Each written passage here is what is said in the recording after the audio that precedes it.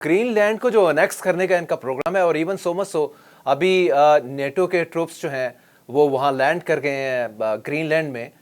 तो क्या ट्रम्प साहब जो हैं वो अपनी फोर्सेस को गो ऐड करेंगे सारे नेटो के साथ? तो बड़े अच्छे ताल्लुकात हैं अमेरिका के, और at the same time green land को लेके ट्रम्प साहब जो हैं वो इतने टची क्यों हैं, और बड़ी पिक्चर में बेनिफिट क्या लेने मिलेगा इनको?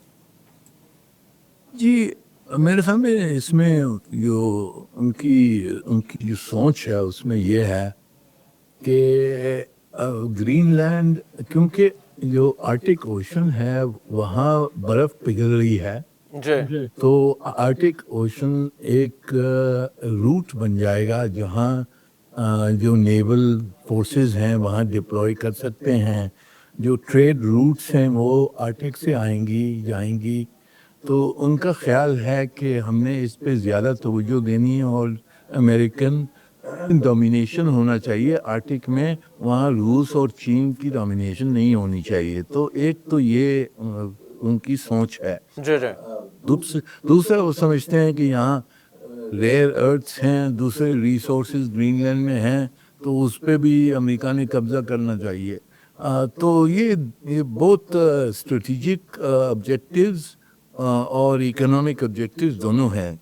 अब किस हद तक ये सही कैलकुलेशन है, पर ये इसको हासिल करना यानी कि अमेरिका को कब्जा करने की ज़रूरत नहीं है, क्योंकि ग्रीनलैंड डेनमार्क का ऑटोनमस रीजन है, जी जी वो नेटो एलाय है, और नेटो अलायंस के तहत वो जो कुछ स्ट्रेटेजिक करना चाहते हैं या इकोनॉमिक भी करना चाहते हैं वो हासिल कर सकते हैं।